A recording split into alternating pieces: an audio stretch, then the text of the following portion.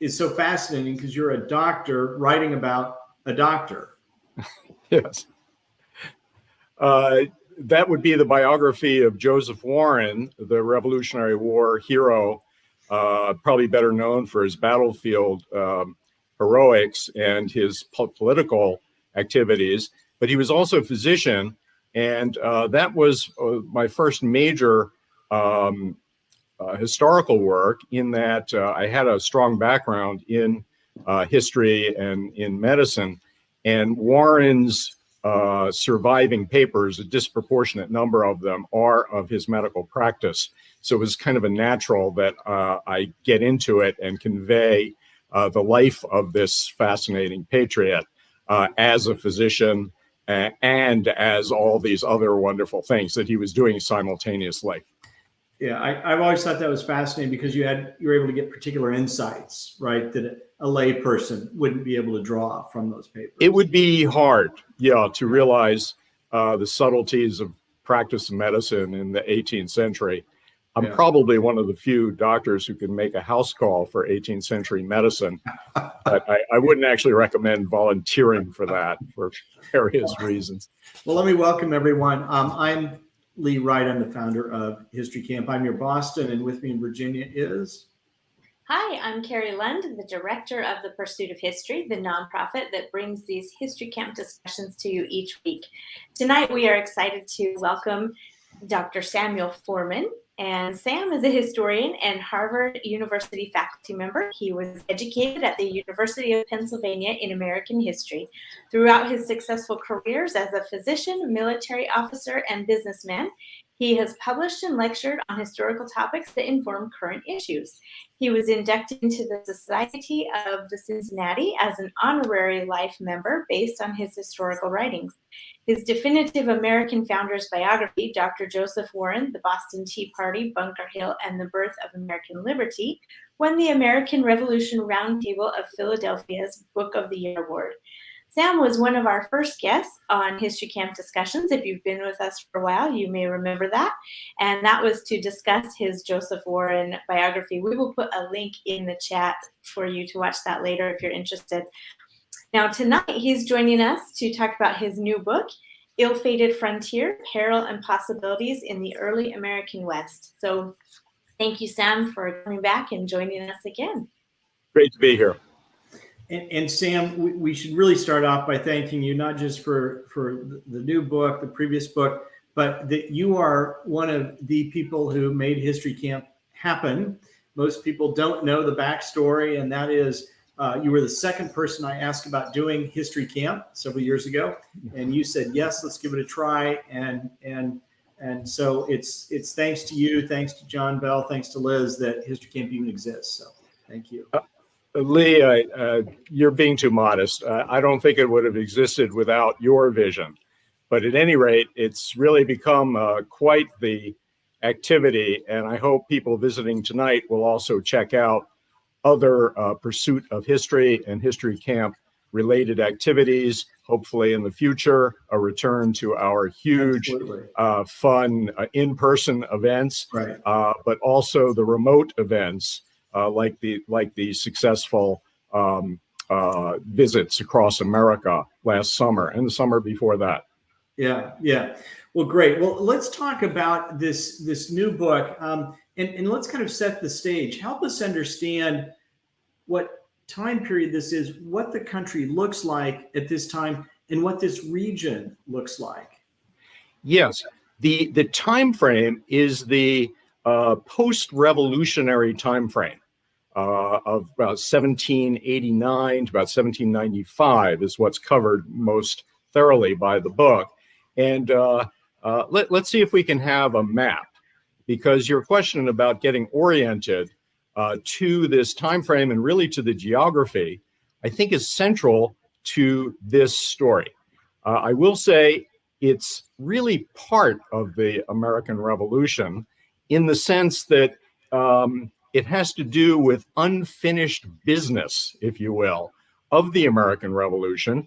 And practically all of the protagonists in the book and in this nonfiction story are Revolutionary War veterans who are working on different aspects, extending their Revolutionary War experience, if you will, as best they can, and often at odds with one another, as we'll see.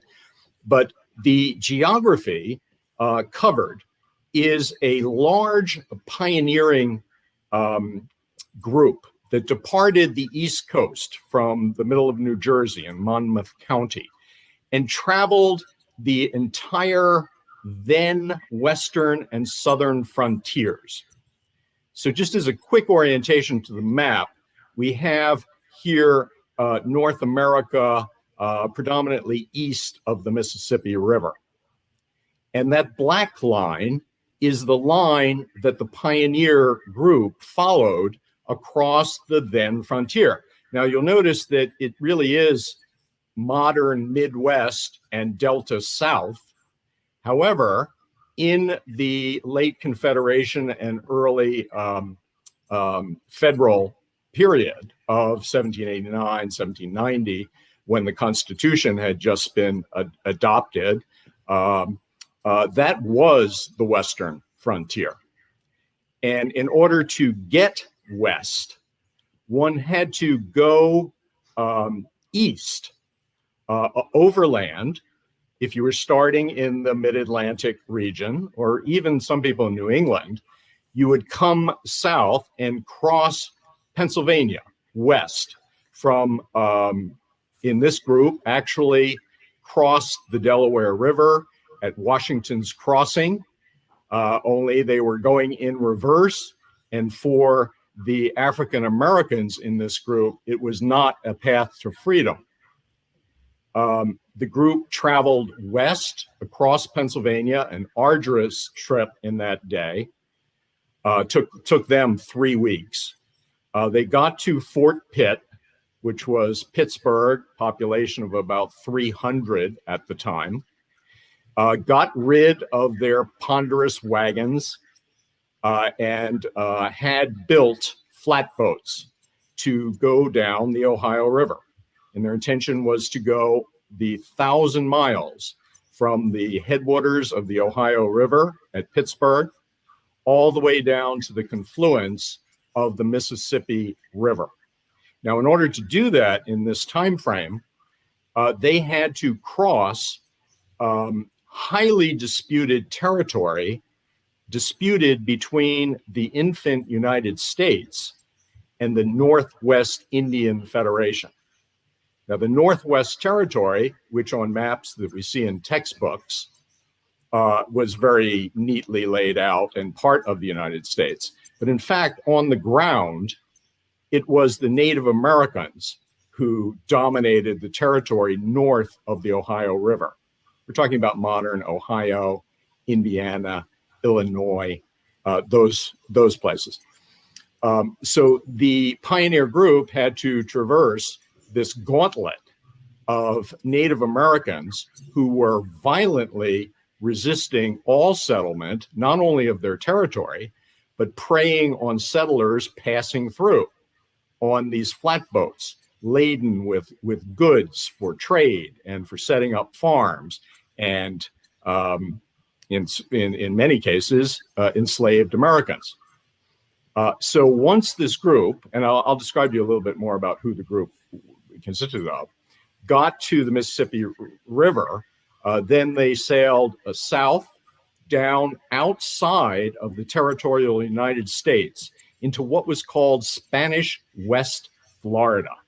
Their destination was Natchez in Spanish West Florida, where the leaders of this pioneering group had obtained a land grant from the Spanish for hundreds of prime agricultural acres.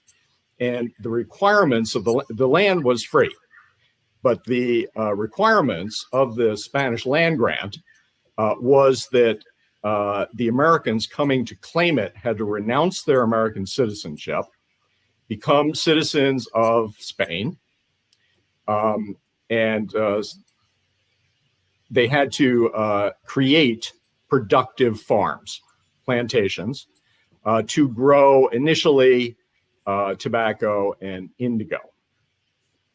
So let me tell you a little. So this is this epic trip, 2,400 miles across the then western and southern frontier, with adventures and misadventures, both dangerous and some of them even comical, all the way along the way. Now, it wasn't the territory that they were passing, had some settlements, but tiny.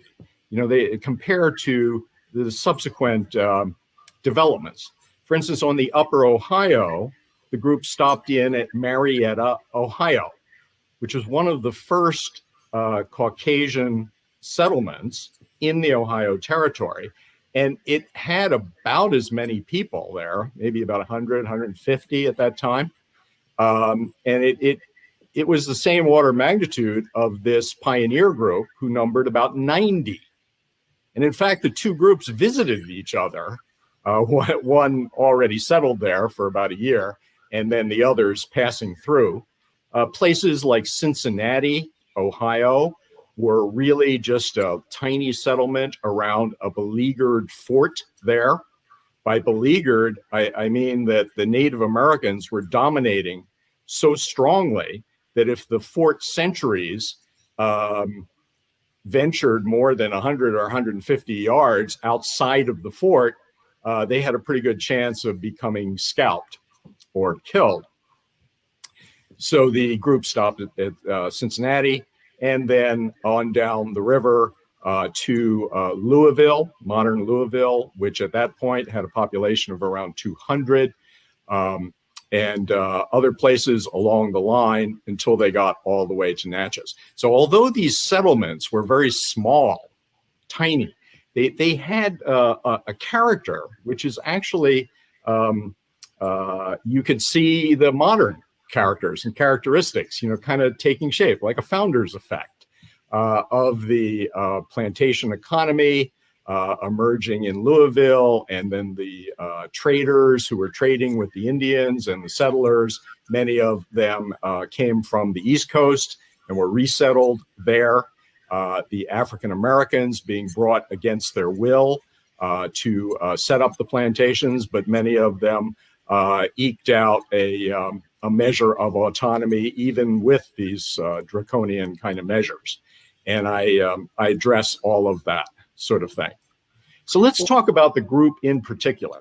Yeah, Sam, let me interject Yes. with a quick question though, and that is, how did you come up with this topic? What drew you to it, and then to this group in particular? Yes, the story is a little bit unusual in that the family that this pioneer group is based on, and their African American slaves, many of them subsequently either had or took on the surname Foreman, which is identical to mine. So a reader of my Warren biography came to me afterwards and was very solicitous and said, "You must be a member of the Foremans of Philadelphia area, the Revolutionary era Forman family, this extended family." And I had, I actually not had heard of them before, even though I fancied I know a fair amount about Revolutionary era history, and grew up in that in the Delaware Valley. So I didn't know about them, and she brought to my attention a diary that had been written by one of the plantation entrepreneurs who accompanied this group, and it's a very rare, for this time frame, firsthand account of traveling across the then frontier. There are very few accounts that exist or have survived, because many of the pioneers were illiterate, and the ones who weren't were too busy fighting for their lives, basically, to take many notes. So there are some military diaries from this time frame, but civilian pioneers, you could count them on the fingers of your hand. So this diary was known to specialist historians, about 60 pages long, had been published in the 19th century. And I read it, I was just fascinated by it. Well, first of all, these Formans have no relationship to me, but coincidence. But that's what brought me to the story. So when I was reading this account firsthand, I noticed that it was extremely dramatic, and it was really 4 stories intertwined, which I thought was compelling on its own as a odyssey across, to us, relatively unknown territory, at least so far as what the frontier was like. But it was actually 4 stories. It was the entrepreneurs, the East Coast Caucasian plantation entrepreneurs. It was the story of their 60 African American enslaved workers. And it was also the story of the Native Americans that they encountered, who were, for the most part, violently opposing them in the Ohio Valley, and were a lot more accommodating in the South. But it was also the story of Spanish colonials from this West Florida. And I had to do a double take on that, in that I assumed West Florida had a lot to do with the modern state of Florida. And in fact, it doesn't have a lot to do with it. It's modern Mississippi and Alabama, little piece of Western Tennessee, and maybe part of the Pensacola type area of the Panhandle in modern Florida, but that's it. So it was 4 stories intertwined, and as I dug into it, I saw that it was both dramatic, but it was also a formative story. It was a part of the creation story of the entire American Midwest and Mid-South that I only had the vaguest notion that existed. So I went into it to research it for some years, kind of with new eyes. Like I had a notion that this is a dramatic story, just as a Western kind of tale, right? And not a fictional tale. But also it seemed to have an importance in foreshadowing modern kind of sectionalism and things in the Civil War that I had not previously appreciated.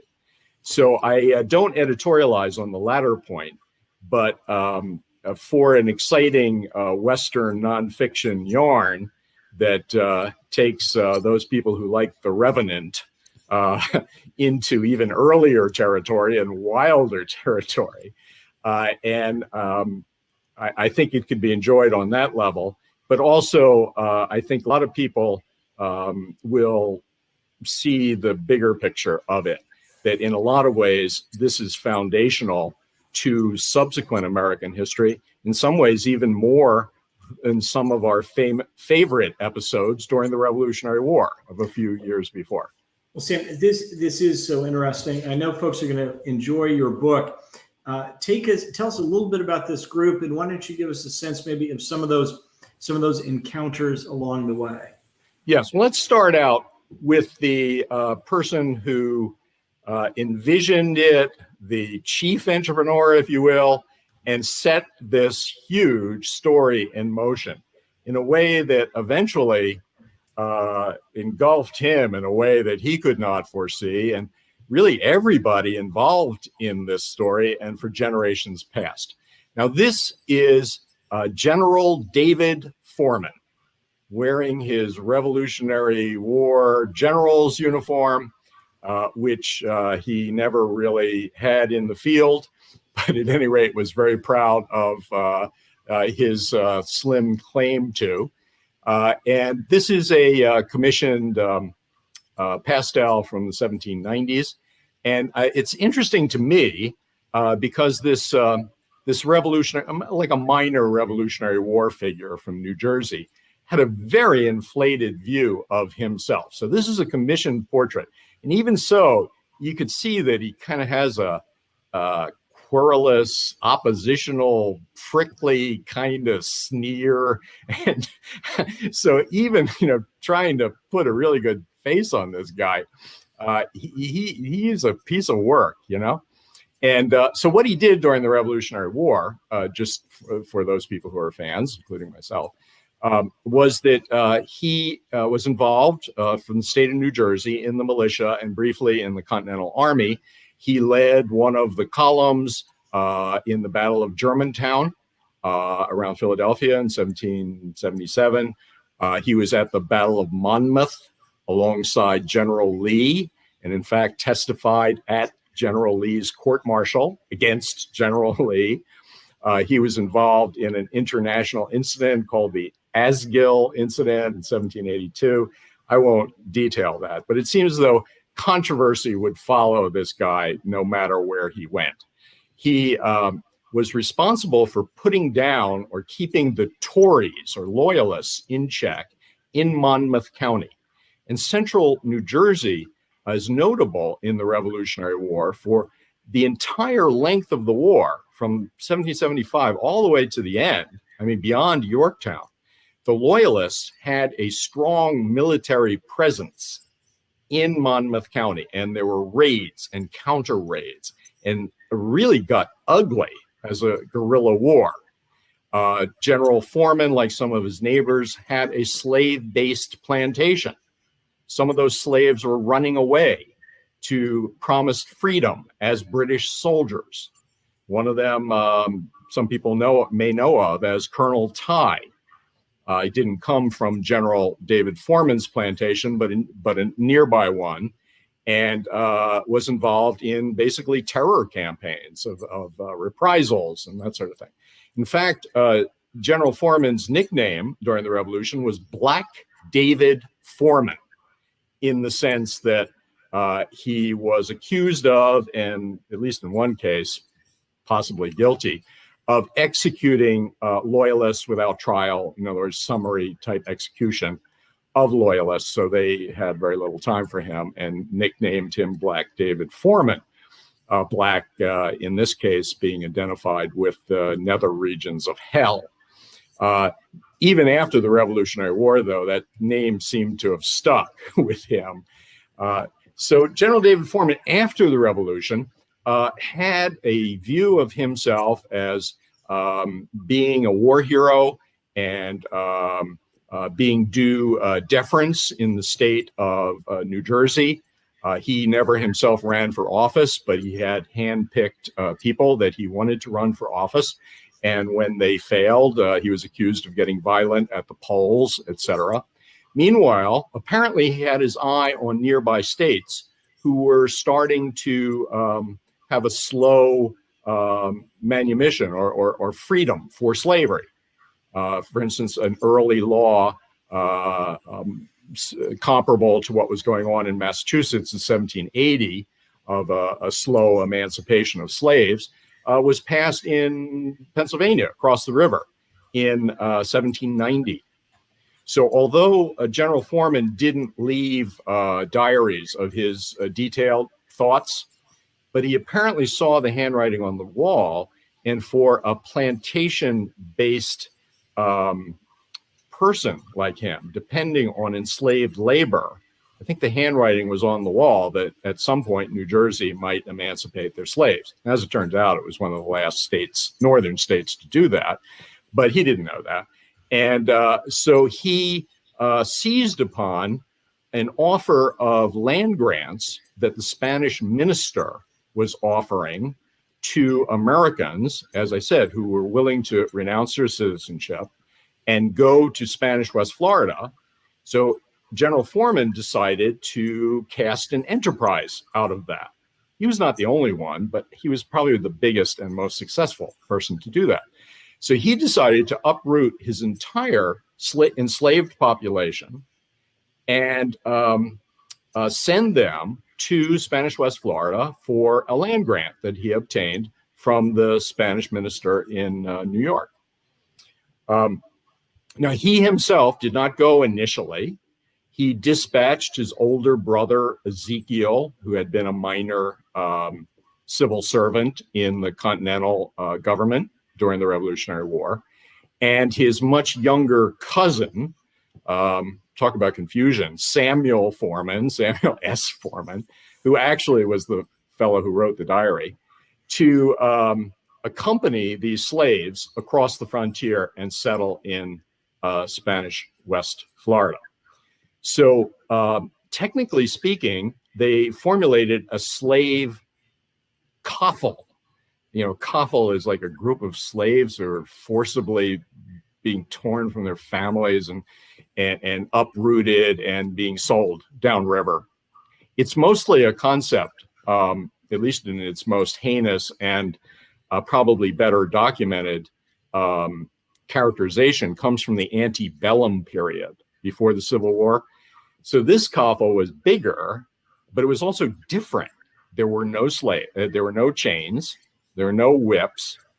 There's 60 African Americans and 17 families and some singletons going across initially with 6 covered wagons across Washington's Crossing in Pennsylvania with just 2 of the owner's representatives, this Samuel S. Forman and one of the general's former sergeants by the name of Osman.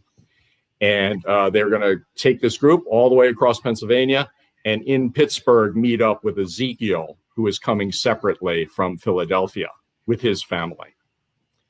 So, and it's just an interesting experience in itself. So here you have a wagon train with 60 slaves, with 2 overseers, if you will, lumbering into Lancaster, Pennsylvania, which is the first town they came to. Lancaster is about 62 miles west of Philadelphia.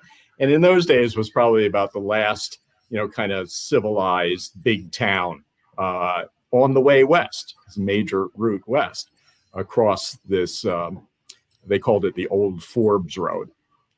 So the slaves were not entirely passive here, which this is a fascinating story. So some of the women of Lancaster, and this tale I've never seen described anywhere else, attempted to free the slaves. In other words, align with the slaves to break up the wagon train and cease it right there. And I won't tell you what happened. You'll have to read the book, but it's pretty interesting. And a similar kind of agenda, but even with more decision-making and action of the slaves, happened in Western Pennsylvania, where they ran into some sympathizers who were willing to arm the slaves. So there's an armed insurrection of the slaves against the owners, and I won't tell you how that turned out. But at any rate, they made it to Pittsburgh and gave up their wagons and got onto the flatboats and went downriver. And I wonder if we could, so the river trip is 1,000 miles. And they had to wait for a while until the ice broke up. The navigation on the river was a big issue that's very different from today. And you'll learn some about that in the book. Folks who have an environmental interest might be interested in that part. So let me talk a little bit about the Native Americans that they encounter. Could we show a picture of Little Turtle? Okay, now the name Little Turtle brings to mind, these cute little green turtles with the red ears and kind of live in the eastern seaboard in the forests and the ponds. That is, I think, a complete misnomer for the war chief of the Miami Nation, Chief Little Turtle, who I focus in on the book, but he actually had some 3 chief allies in other nations, the Delaware Indians and a third, that got together to actually resist settlers coming into the Northwest Territory. And they're extremely effective. My research showed me that in the language of the Miami Nation, there actually is no diminutive for turtle, diminutive. So his name really wasn't Little Turtle. I guess that was something that Americans kind of labeled him after the fact, to make him sound docile and cute or disarmed or something. I don't know. But I think, just turtle or maybe snapping turtle might have been more appropriate kind of thing. So he was not only an excellent military tactician, but he was also very diplomatic. And although the Native American nations were autonomous, I mean, each nation and even tribe could do their own foreign policy. So coming up with a federation to resist colonial expansion and settlement was a feat of diplomacy. It was really striking. So Little Turtle and his Confederates mounted a major resistance, militarized resistance after the mid-1780s to the settlement of the Northwest Territory. And it wasn't a pretty sight in that it was an asymmetric kind of warfare against a much more traditional, military, what was left of the Continental Army, which at one point got as low as 1,000 men, having been demobilized. But the Indians mounted a very effective kind of warfare and had superior intelligence on the ground and what have you.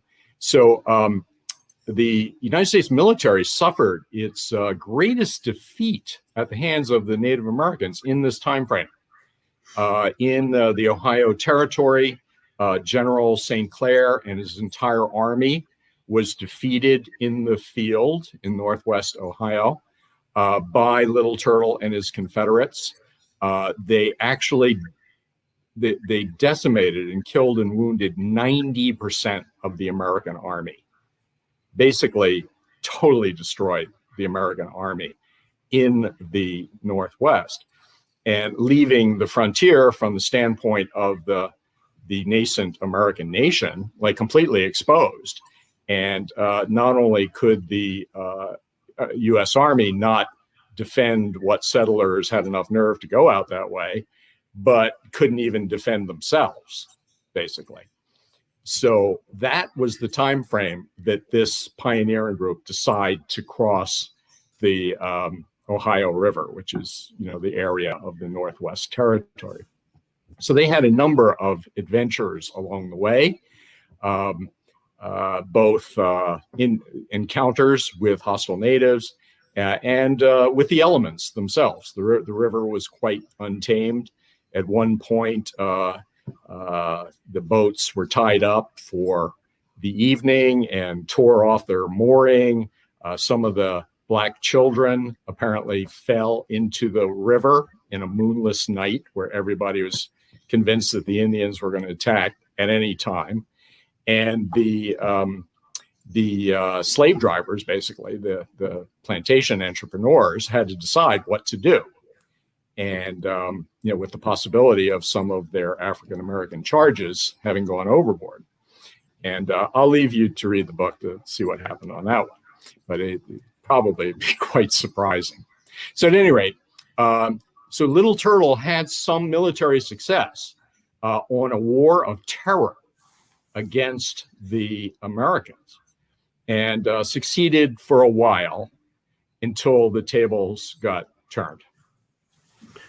Sam, let me interject with two tactical questions. First of all, did the men and women, probably men doing the taking the lead, did they pilot the boats themselves, or did they recruit someone knowledgeable with the river and with that sort of transportation?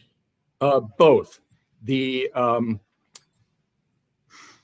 It's apparent from the diary that the overseers, if you will, piloted the boats. They participated as crewmen in the boats. The enslaved African Americans were not chained, what have you, but the boats themselves were armored in a way. The inside cabins were lined with heavy oak beams to keep Native American bullets and arrows out.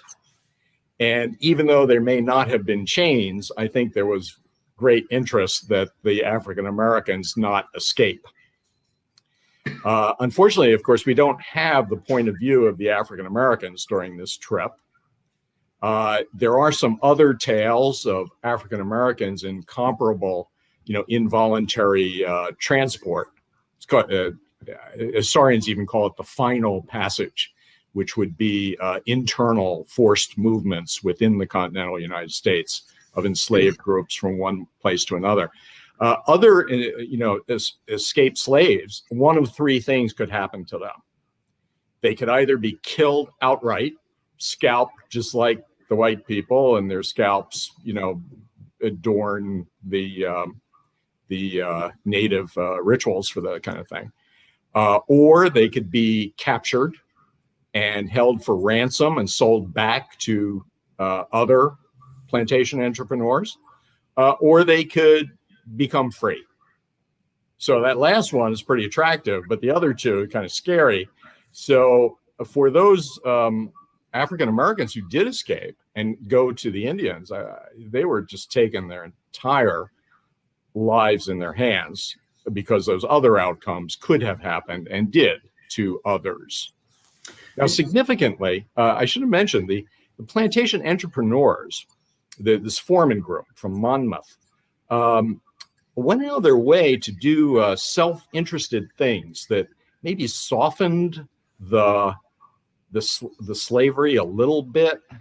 Was probably enlightened self-interest, but it also tended to keep the enslaved, cohesive in their place. I don't know what you would want to say. For instance, what I'm thinking of is that General David Foreman went out of his way for families, enslaved families who had husbands, wives, and children on adjoining estates in Monmouth, to purchase them in order to keep families together. So rather than break up families and tear children from their mothers and horrible things that we know from other enterprises and certainly from these coffles in the 19th century, this group went out of their way not to do. And so the families were intact. The African-American families were intact. And that may have been, I said enlightened self-interest. They did not record why they did it, but it must have been a disincentive for, people to run away, because not only were they not chained and apparently not being whipped regularly, but when you ran away, if you ran away, you'd be running away from your own family. And one other so question. It's very peculiar experience. And probably not an exception for that time frame. So this is something that I think readers will learn about. For instance, this group, so there's about 90 of them in all, the entrepreneurs and their hired retainers, these boatmen and what have you that they hired, and then the African Americans themselves. What was unusual about the group was just how large it was, and to have enough nerve to go across the frontier during the Northwest Indian War. But there were smaller groups coming from the East Coast and also from Virginia and Kentucky down into Spanish West Florida. And typically they would bring, maybe 1, 2, 3, 4 enslaved African Americans who were, kind of household members almost with them to settle what would later become huge plantations. Let's talk about a little bit about the Spanish. Sure. Let me do that, Sam. Just let me ask Yes. one question very, very quickly. Did they know what they were getting into when they set out? That is a good question. On the one hand, my research identified a lot more about these slave families and their names and their ages and some of their circumstances than most accounts that I have seen of the African American experience in this time frame. So I know who they were and their names and that sort of thing, but there's no recorded observations of any of them. Of course, they were probably all illiterate, but there was probably nothing ever written by them, or if any ever was, it didn't survive. So we really don't know. I know a lot about their circumstances, more than usual, right? But I can only infer these other really critical issues. And unlike a later time frames where you have escaped slave narratives and that sort of thing. So if you don't have a particular family, you might have ones of similar circumstance and the same geography and that sort of thing, and maybe infer what they might have been thinking. But for 1790 and the frontier, it's nothing, really. Sure. So I do speculate at times. When I do speculate, I clearly identify that.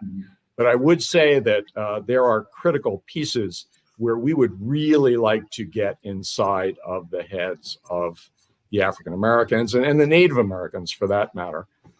Much of the Native American histories, and like I say, I'm all nonfiction, so I don't, fill in the gaps with anything other than clearly identified speculation. The Native American histories focus very strongly on the Indian chiefs. We don't know what the women were thinking. Sure. And there's not a whole lot of there's some circumstantial evidence around that. There's some things from anthropology and some other really exciting scholarship that's been going on in recent decades for the Native American experience, African American experience, the Latino experience. But when it comes down to, what was someone thinking in this group or a group like it for minority groups, you really don't have that. Where you have some of that for the plantation entrepreneurs. Even so, you got some gaps in that too, as well. Right. So these individuals, this group of 90 was traveling from the United States into Spanish territory. Yes, and I'll give you just an idea of the scale. I had mentioned there was about 90 in the group when it was fully developed, of whom more than 2/3 were enslaved African Americans from one area of Monmouth County. The population, of course, the United States and certainly the West was way lower in this time frame. So when this group left Monmouth County, they reduced the African American population of Monmouth County, New Jersey, by a couple of percent, just as one group on one day. And conversely, when they arrived at the port of entry of Spanish West Florida and Natchez, the entire population, both of settlers, and I'm talking about both black and white, was under 3,000 in all of Spanish West Florida, Mississippi, Alabama, all those locations together was no more than 3,000. And that Natchez was the principal town of it, was the capital of Spanish West Florida. Population about 200, with maybe 1,000 or more in surrounding plantations. There were more Native Americans in Spanish West Florida. They were from Indian nations, Chickasaw, Choctaw, Muskogee Creek Federation, Cherokee, many of whom in later decades were forcibly moved during the Trail of Tears. But in this time frame, they outnumbered the settlers in that geography and were major actors politically and on the ground and on the economy in that time frame. So at any rate, can we show a picture of Manuel Geeso de Lemos? A nice, sophisticated name. And let me tell you a little bit about him. I was surprising. Here's a boyish fellow in full Spanish regalia. The Spanish administration of West Florida and Louisiana, all of Louisiana at this point, was surprisingly effective and urbane and engaging. Just a little bit about this background. This fellow is very charming. He was trained and educated in London as a diplomatic corps type person. Came from a distinguished family. His wife had ties to Portuguese royalty, and he was trilingual actively, speaking and writing in English, French, and Spanish. So given the large French contingents settled in that area from prior colonial type ventures in the Delta, he had a wonderful background, both military and civil. to be the governor of West Florida. So Spain, and this may not be well known, I capsulize it in the book, was a late entrant ally of the United States during the Revolutionary War. They were critical in giving money and supplies at a key point, even at the Battle of Yorktown. And they also defeated the English at the Battle of Pensacola in 1781. We probably don't know much about that because there were no American boots on the ground. I mean, this was the Spanish and their allies, Native Americans and some corps from various places in the Spanish Empire, defeating the English and throwing them out of West Florida. So the Spanish, by conquest, had taken the Spanish West Florida. And right after the Revolutionary War, they became what we might call frenemies with the United States. They decided that they would close the Mississippi River down to river traffic. They variously would close it or open it up with high tariffs, and because it was a separate country. Right? So they started to grate on the Americans. But meanwhile, their policy was to have a buffer state between the more traditional Spanish colonies in Mexico and Central and South America with the United States, which they had an eye on as expanding, even though they contributed to independence, actually. But nevertheless, they were kind of uncomfortable with this expanding United States. So the notion was to set up this buffer colony of West Florida and to people it in any way they could, including with expatriate Americans, by dangling very generous free land grants to them.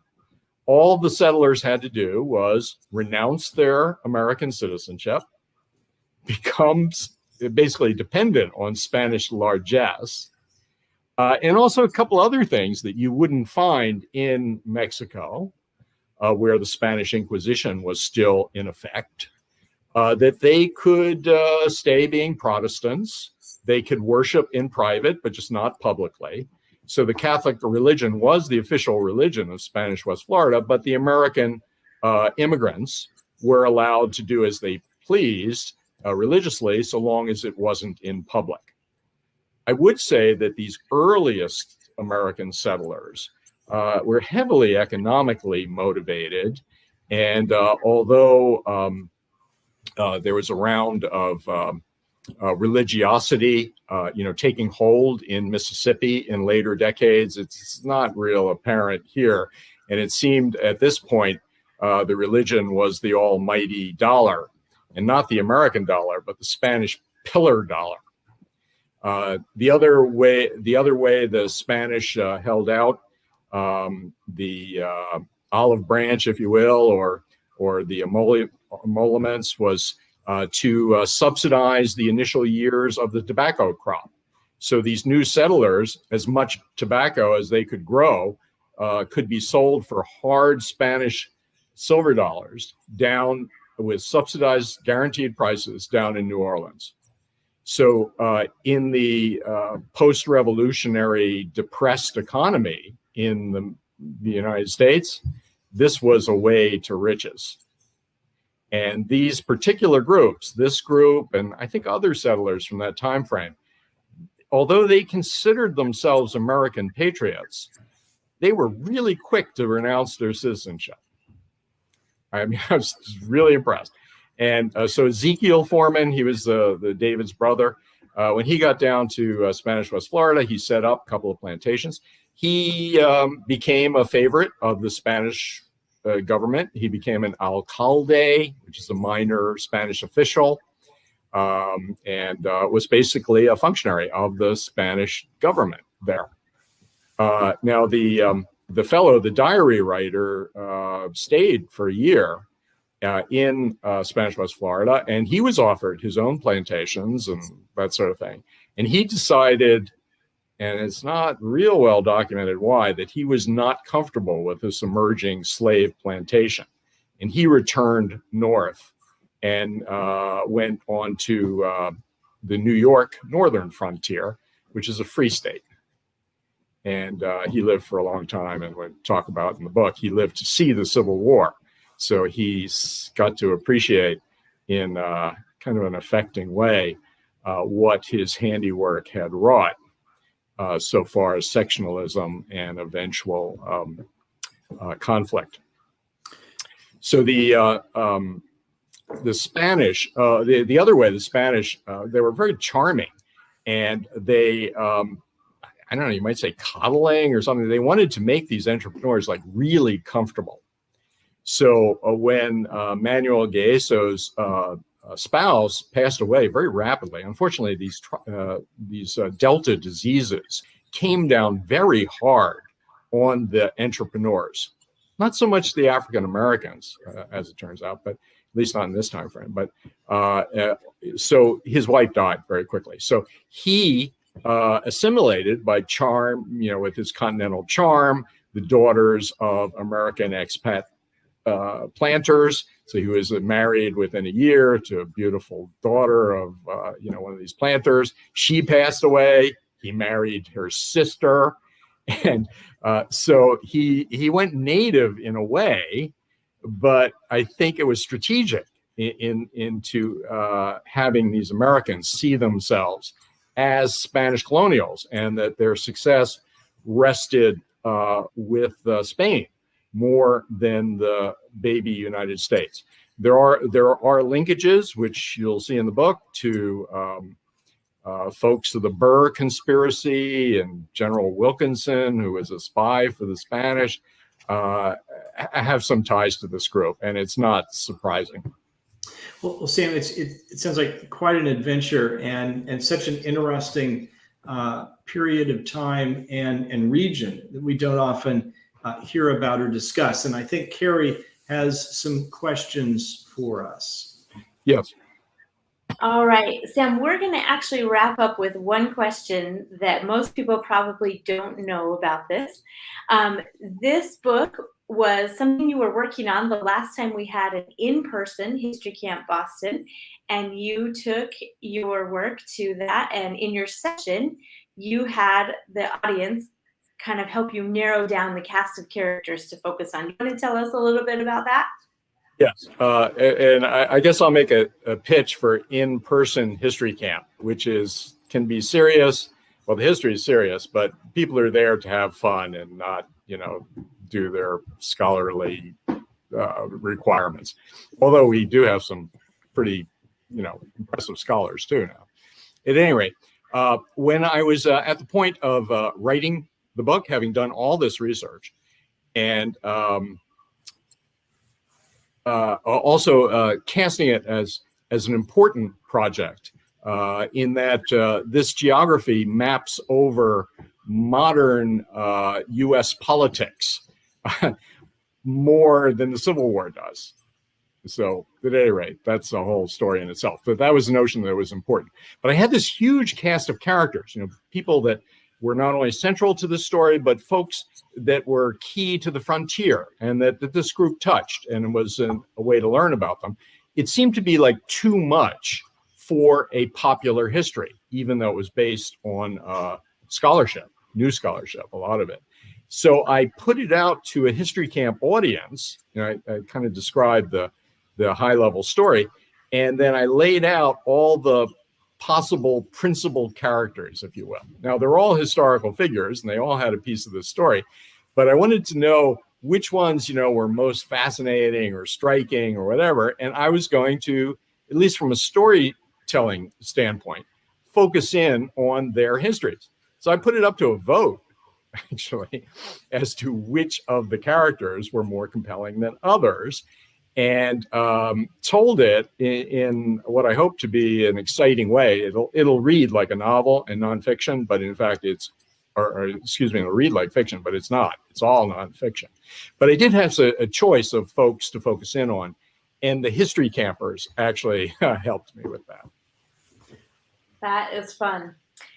All right. Thank you so much. This has been fantastic. And this really is a fun read. And there's so much going on in the country at this time. And if you pick up this book, you're going to get to hear about a lot of those things that we didn't have time to cover tonight. But it just makes for a really good read and a really good picture of what's happening in the country at that time. So we have a link in the chat for this book as well as Sam's book on Dr. Joseph Warren.